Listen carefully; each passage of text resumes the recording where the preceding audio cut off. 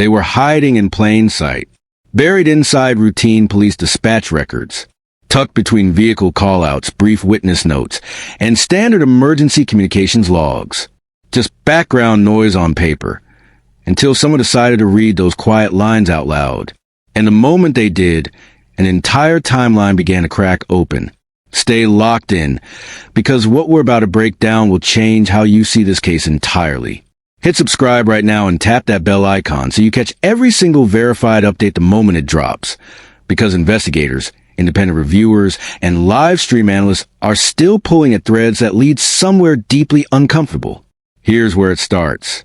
When investigators, online live stream hosts, and community volunteers first began combing through police dispatch records, the initial reaction wasn't alarm. It was curiosity, because the logs on their surface looked ordinary. Vehicle mentions, timestamps, caller descriptions, routine entries logged in real time by emergency communications as tips, and reports flooded in during those critical early hours. But then came the repetition. The same vehicle descriptions surfacing over and over. Similar locations flagged across multiple callers who had no connection to each other. A cluster of time-stamped entries that sat strangely, almost uncomfortably, alongside the family's reported movements and timeline. And that's when the alarm bells started ringing. Softly at first, then louder with every new entry cross-referenced. Here's why this matters more than most people realize. Dispatch logs are not reconstructed memories. They are not stories people piece together hours or days after the fact over a kitchen table. These entries were captured in real time, as calls came in, as people reported what they were seeing, hearing, and noticing in the field. That means the metadata embedded in those logs, who called, precisely when they called, and exactly what they reported, forms the forensic backbone of any credible timeline reconstruction. And what that backbone revealed was troubling. The dispatch notes documented multiple suspicious vehicles moving through critical geographical points during the hours surrounding the disappearance. A black SUV flagged more than once. A Kia Sportage appearing repeatedly across different callers and different times. Additional entries describe vehicles parked on side roads, positioned at water access points, and noted near locations that would later become central to the search operation. Independent review hosts who dissected these logs argued forcefully that these vehicle entries demanded urgent cross-referencing against available camera footage in the area, against cell phone ping data, and against vehicle registration databases. The argument wasn't that these vehicles were definitely connected to what happened. The argument was simpler and more damning. This cross-referencing should have happened far earlier than the public record suggests it did. And why does the timing of that cross-referencing matter so profoundly? Because dispatch logs represent the rawest, most unfiltered snapshot of what real people in the immediate area were observing in real time. When a local resident picks up their phone to report headlights cutting through a tree line at an unusual hour, that's not speculation. When a passing driver notes a vehicle sitting parked in an unexpected location, that's raw observational data. It's not definitive proof of criminal activity, but it is a critical starting point that investigators are obligated to pursue aggressively. The live stream analysis zeroed in on something specific and deeply significant. Several of these vehicle mentions weren't just scattered randomly across the logs. They were clustered near locations that investigators later prioritized in the physical search. The pipeline corridor running through the area, a nearby creek access point, and a gravel pullout where a torn pink blanket was reportedly recovered. Pieces of potential evidence. Points on a map that eventually became central to the investigation. And yet the questions kept stacking up without answers. Were these vehicles ever successfully matched to license plates? Were the registered owners identified, located, and formally interviewed? Did law enforcement map the documented movement of these vehicles against the evolving search grid and the witness statements being collected simultaneously? These aren't fringe questions being raised by conspiracy theorists with an agenda. They are standard investigative steps, basic, procedural, and absolutely essential in a case involving missing children. Authorities confirmed publicly that follow-up was conducted on numerous tips. But the live stream investigators pressed harder for something more specific, more explicit.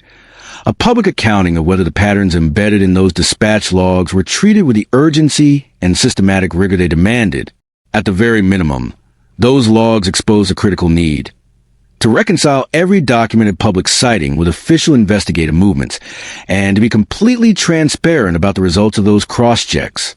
Because the absence of that transparency doesn't just fuel speculation, it erodes the community's trust in the entire process. And in a case this serious, that erosion has consequences that extend far beyond the comment sections of any live stream. Then came the fishermen. On camera, their accounts sounded almost unremarkable at first. We were heading out to fish. Just a regular morning on the water. The kind of statement that barely registers in an investigation until you lay it flat against a timeline and start measuring it against everything else that was happening in that same geography during those same hours. And when investigators and independent reviewers did exactly that, what sounded mundane began sounding like something else entirely.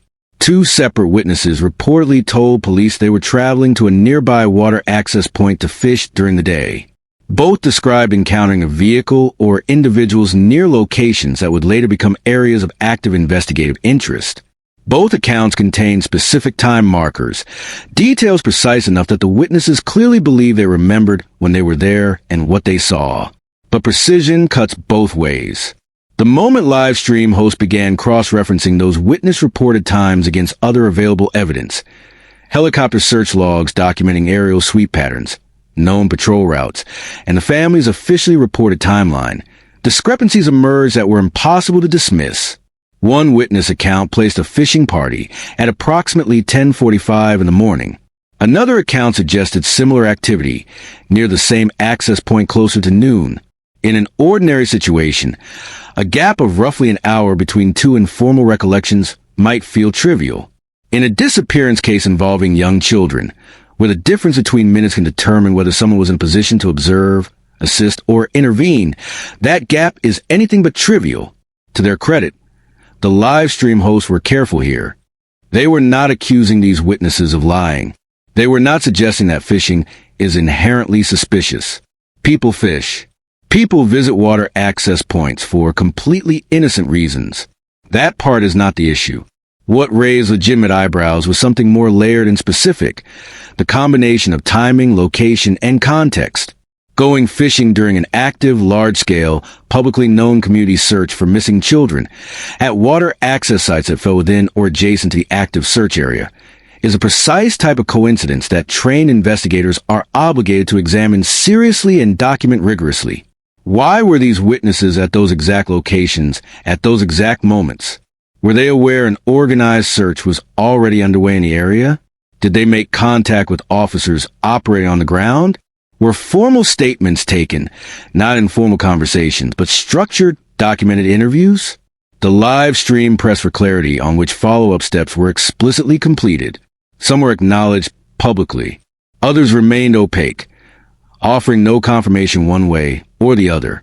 And that opacity kept the pressure building. Then came the vehicles again, and this time the pattern was undeniable.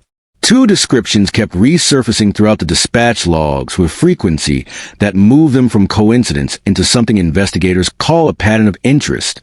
A black SUV, a Kia Sportage. These weren't single-entry mentions buried in the noise.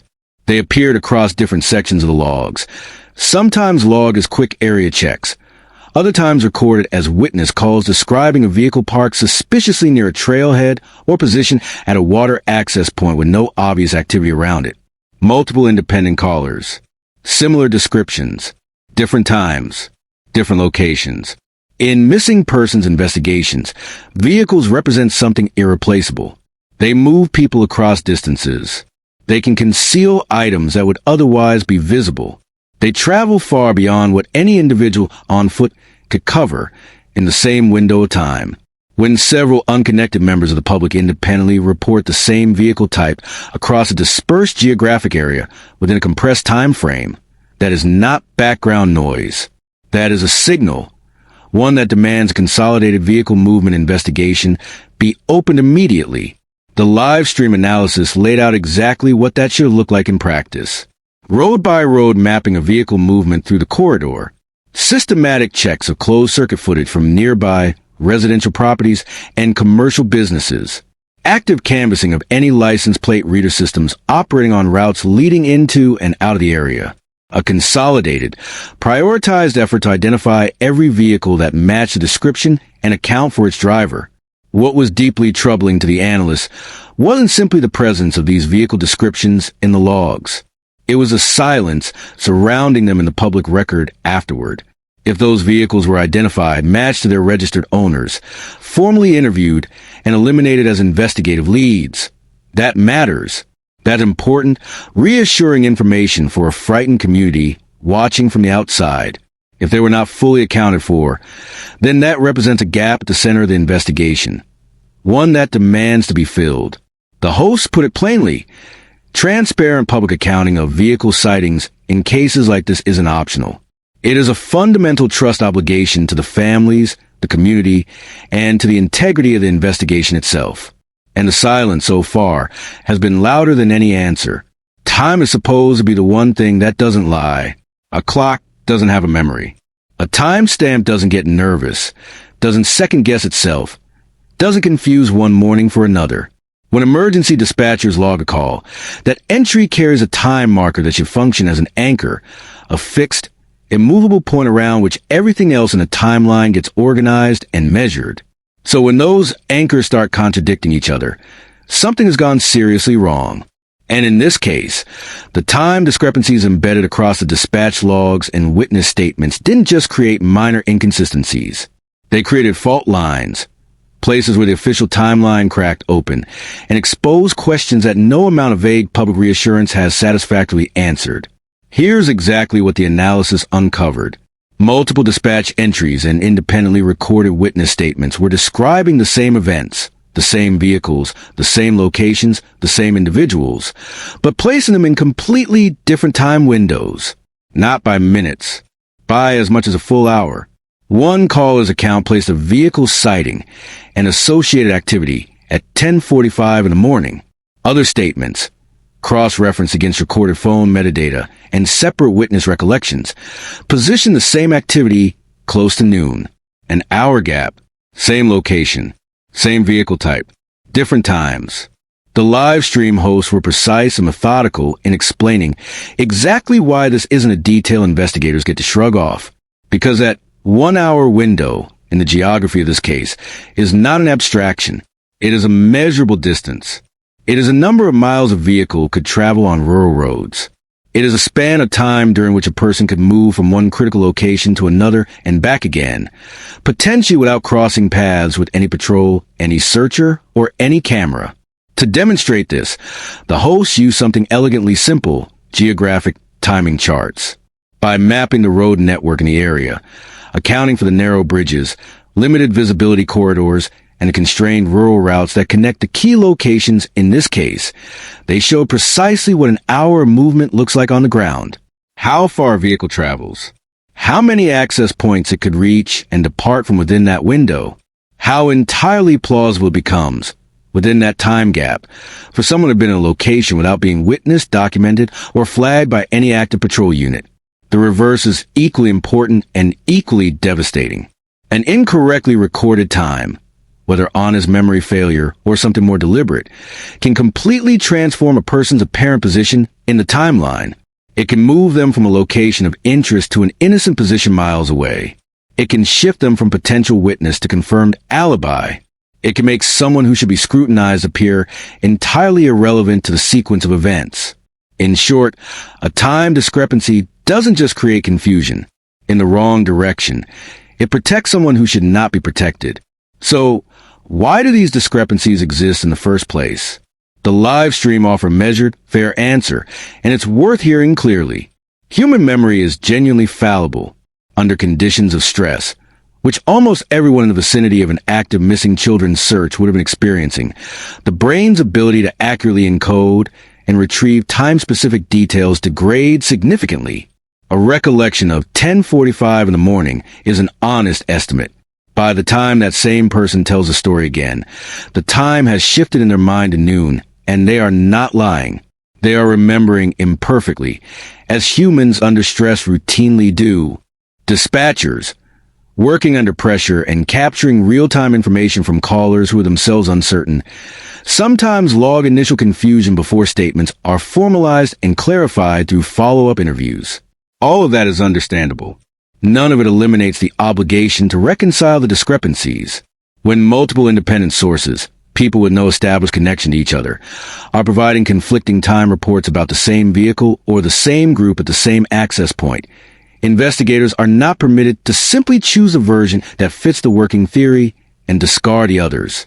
They are obligated to test every version against the available hard data, against camera timestamps, against call records carrying embedded metadata, against GPS logs from devices in the area, against helicopter flight logs documenting precisely where aerial units were at every minute of the search. The live stream argued this point with force and precision, and the argument is unassailable. Failure to publicly explain how those time discrepancies were tested and resolved doesn't just leave questions unanswered, it leaves a vacuum. And vacuums in high-profile, missing children cases don't stay empty. They fill up with speculation, with theory, with eroding public confidence in the very institutions that are supposed to be solving the case. Transparency here is not a courtesy extended to curious observers online. It is an investigative obligation. And right now, that obligation remains visibly, uncomfortably unfulfilled. If you've been following this case and you believe these questions deserve real answers, share this right now. Because the more eyes examining this timeline, the harder it becomes to look away from what the numbers are telling us. Maps don't have opinions. They don't favor one theory over another. They don't feel loyalty to a particular narrative or sympathy for any specific account. A topographic map simply shows what the ground actually looks like, the elevation, the slope gradient, the density of the vegetation, the precise distance between 2 points along a specific route. And when the live stream investigators began laying witness accounts flat against detailed geographic mapping of the search area, what the maps revealed was something that no amount of verbal reassurance could explain away. The accounts didn't fit the terrain. This is where the analysis moved from compelling to genuinely alarming. Because a witness misremembering a time is something investigators can work with, memory is fallible, stress distorts recall, and trained interviewers have structured methods for extracting more accurate information through careful, methodical questioning. But a witness describing a physical route that the actual geography makes implausible, that is a different category of problem entirely. Here's what the mapping exposed in concrete terms. Several witnesses described parking in specific pullouts and then traveling to their claimed fishing locations. When investigators and live stream analysts plotted those described parking positions against the actual terrain using detailed topographic overlays, mismatches appeared repeatedly. Routes that witnesses described as straightforward and accessible required, in reality, crossing steep embankments, traversing stretches of thick, dense undergrowth that would be genuinely difficult for a physically fit adult, moving through sections of terrain that, at the times these witnesses claimed to be there, were already under active search monitoring by ground teams operating in exactly those corridors. Those aren't minor geographical quibbles. Those are structural contradictions. The live stream made the analytical tool here accessible and transparent, a simple but devastatingly effective geographic crosswalk. By plotting claimed observer positions on detailed maps, drawing out the routes those observers described taking to their stated destinations, and then overlaying known search patterns and documented patrol movements at those exact times, a clear picture emerged.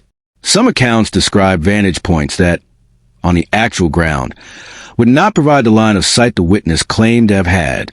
A witness who reports seeing the color of a vehicle or counting the number of people present in a location from a position that, when mapped, sits behind a tree line or a ridge that blocks an exact view, has described something that the physical geography says is impossible as stated. That finding does not automatically mean those witnesses were being deliberately deceptive. The live stream was careful to make that distinction clearly and consistently. Recollections conflate. People remember being somewhere with a clear view, when in reality, they glimpsed something briefly through a gap in the trees, and their memory filled in the rest. Structured cognitive interviewing techniques exist precisely because human memory is reconstructive rather than photographic, and skilled investigators know how to use those methods to separate genuine observation from unintentional embellishment.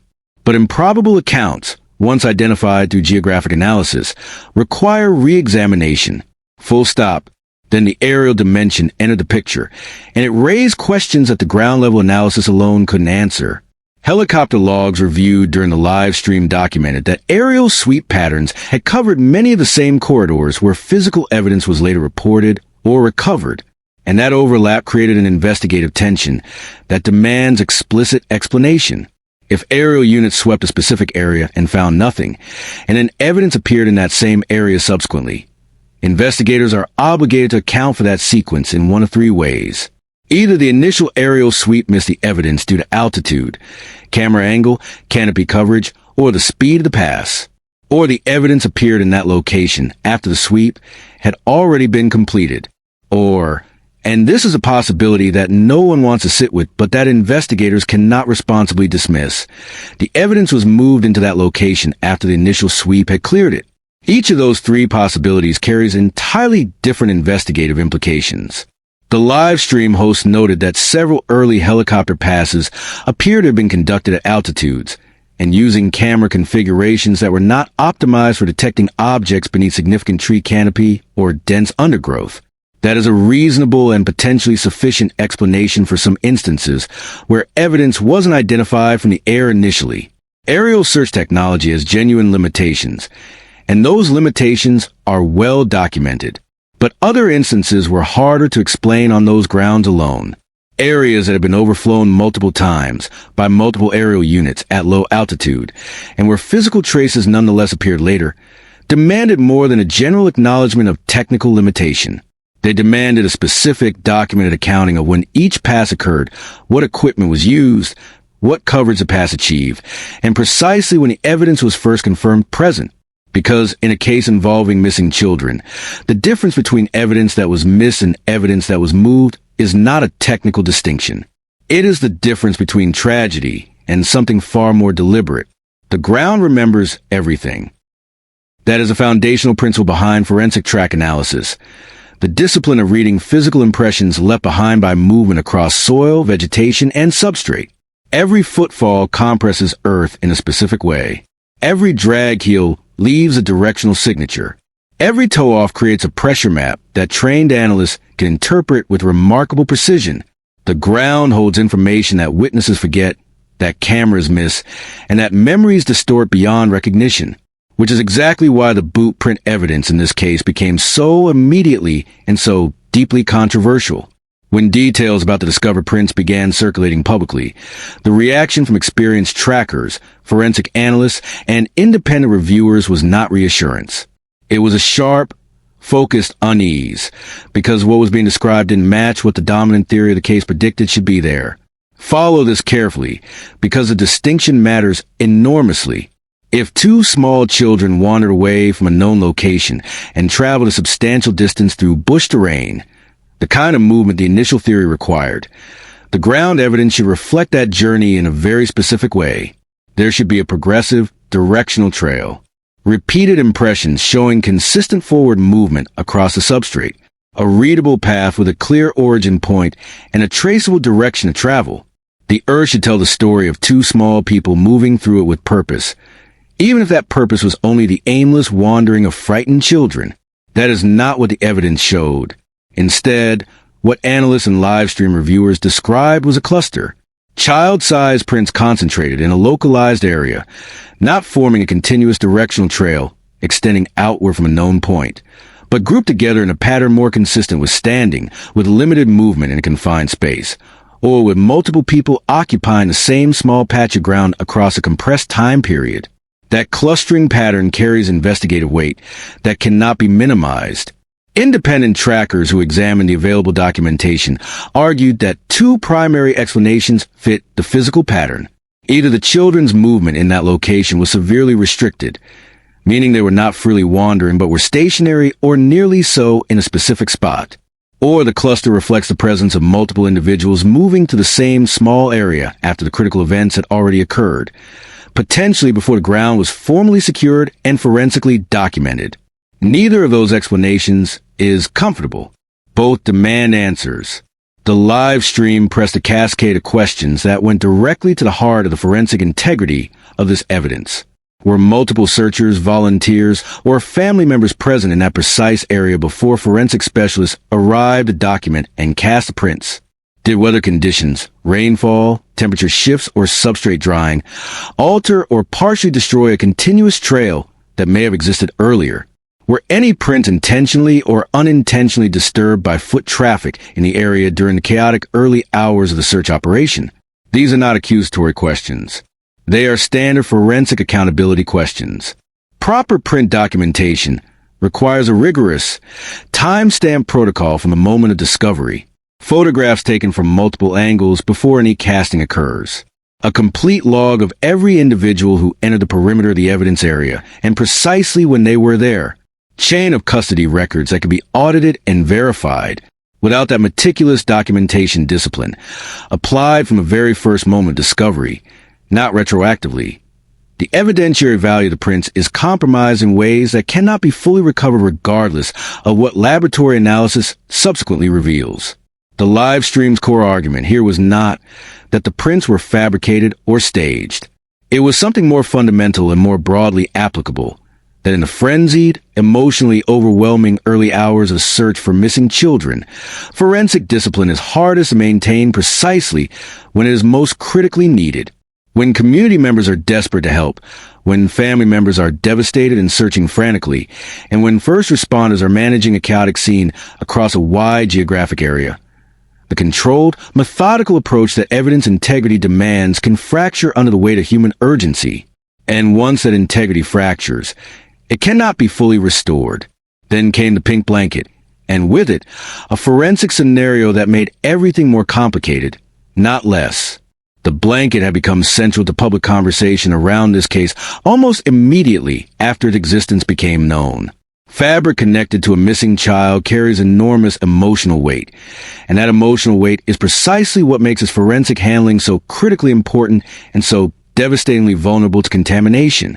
The circumstances surrounding the blanket's discovery were, by any forensic standard, deeply problematic before official containment procedures could be implemented.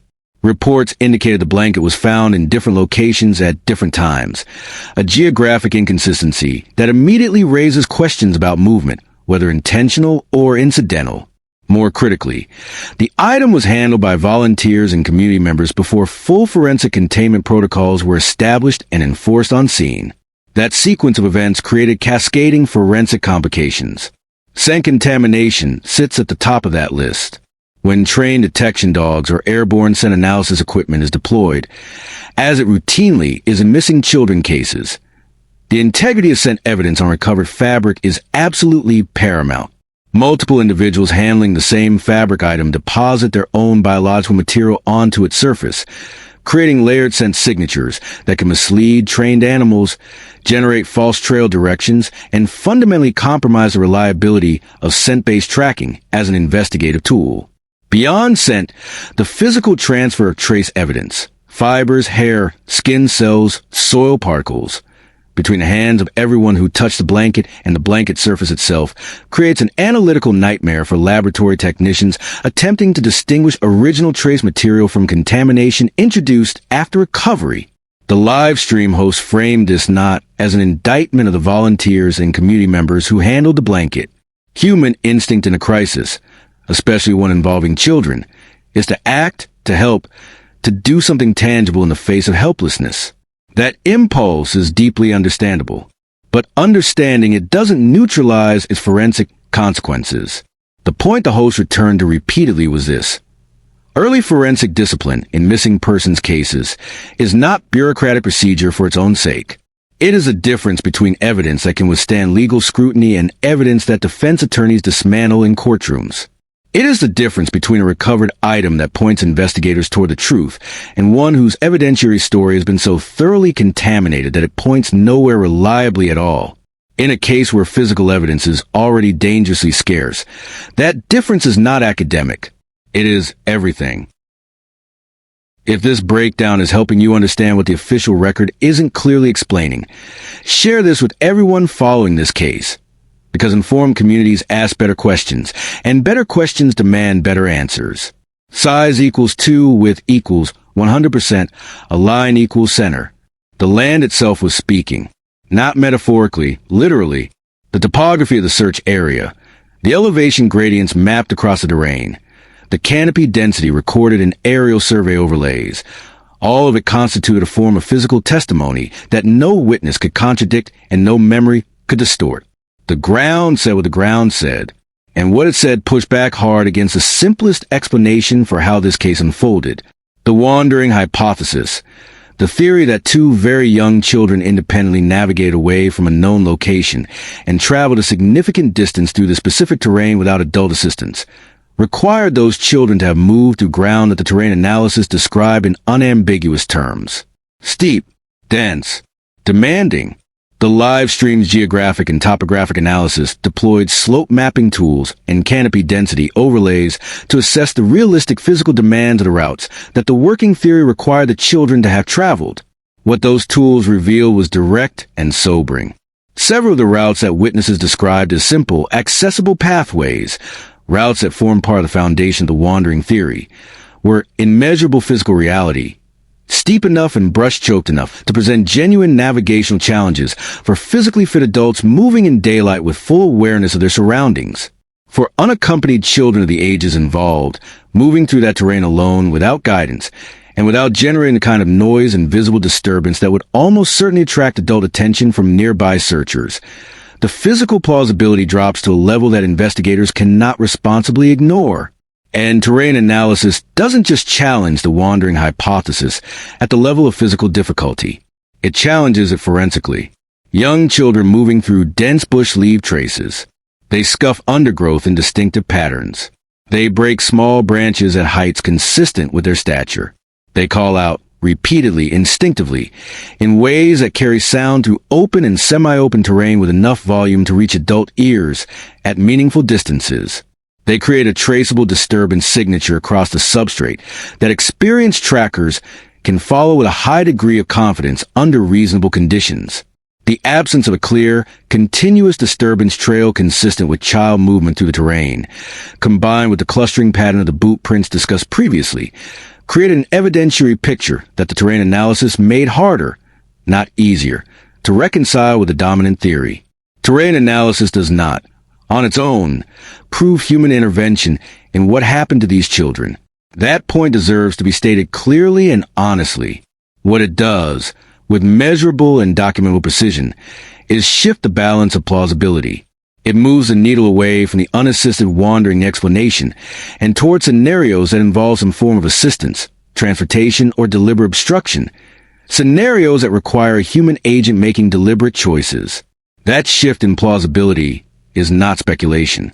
It is a logical inference drawn from physical evidence and geographic data, and it carries investigative weight that cannot be dismissed by appealing to the emotional simplicity of the wandering narrative.